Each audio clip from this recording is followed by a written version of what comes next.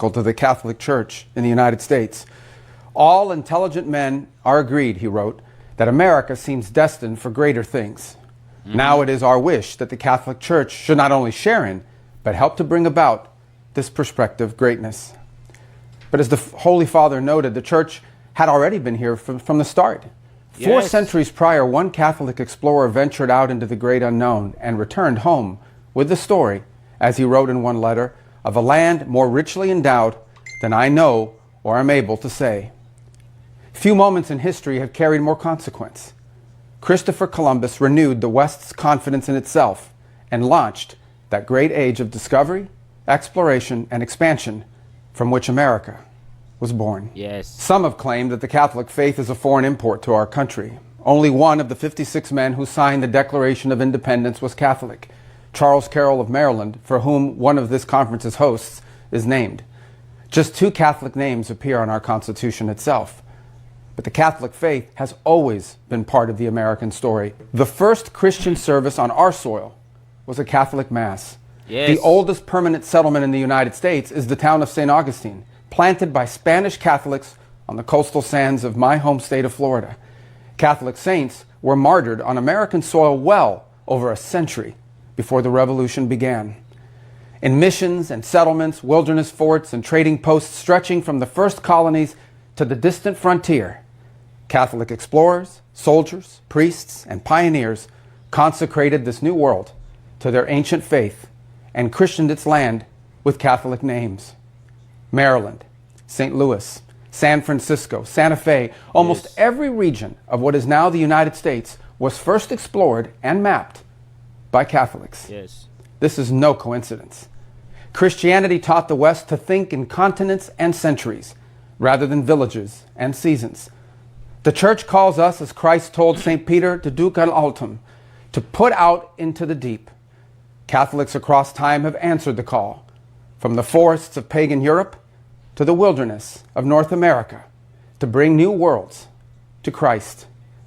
This is the inheritance which has shaped our pioneer nation, the spirit of expansion and discovery which would conquer continents, unlock the mysteries of the universe, and eventually transcend the limits of Earth itself. It is the same spirit that led 56 Americans to pledge their lives, fortunes, and sacred honor to each other in the cause of independence 2.5 centuries ago. Catholics in the colonies flocked to join them, enlisting to fight for the Patriots at a rate far exceeding their share of the population. In 1790, George Washington wrote to the Roman Catholics of America to thank them personally for the patriotic part which you took in the accomplishments of the Revolution. It is popular today to claim the founding was merely a brainchild of the Enlightenment, but the Revolution was not a radical rupture with the past. It was a renewal of an older inheritance, fitted to the unique experience of a free Christian people in the New World. That inheritance draws upon the ancient liberties of the English Constitution and common law, but it roots these traditions upon a fixed and unchanging moral order, governed by the laws of nature and nature's God. This fundamental truth endows man with not just rights, but with duties. It conceives of freedom and virtue as inseparably linked. We see this in the structure of our political order itself, built not to sanction license, but to restrain passion, check ambition with ambition, and secure the common good. It is true, of course, that most of the men who wrote our founding documents were not Catholics themselves, but the system that gave us belongs to the same civilizational tradition that produced the towering cathedrals of Rome and the philosophy of Augustine and Aquinas. America was a gift where the Church and the civilization it made was reborn, discovering itself anew in the wilderness. It is at once modern and ancient. The men who settled and founded our country were the architects of a great rebirth, renewing the deferred dreams of the old world in the possibilities of a virgin continent. It has been 250 years since a new people declared themselves to the world.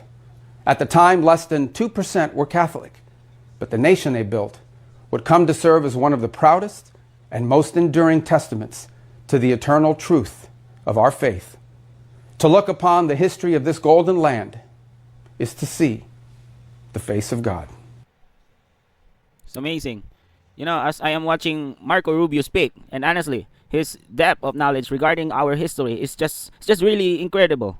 He breaks down the true root of the country in a way that really makes you stop and think.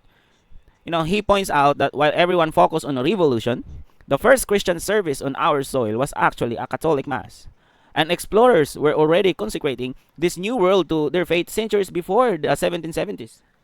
Now, it's amazing when you look at the map through his eyes. Maryland, St. Louis, San Francisco, Santa Fe. These aren't just names. They are evidence that this land was christened in Jesus' name from the very start.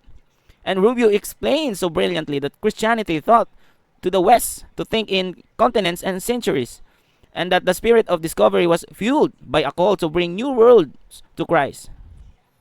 He makes such a powerful case that our founding wasn't just some random brainchild of Enlightenment, but a renewal of an older inheritance rooted in fixed moral order governed by laws of nature's God.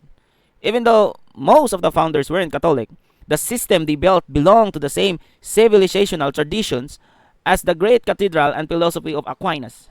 It really drives home the idea that America was a gift where faith and freedom were meant to be inseparably linked, serving as an enduring statement for eternal truth. So what are your thoughts about this? Let me know your comments down below. Don't forget to like and subscribe. I'm out. Peace.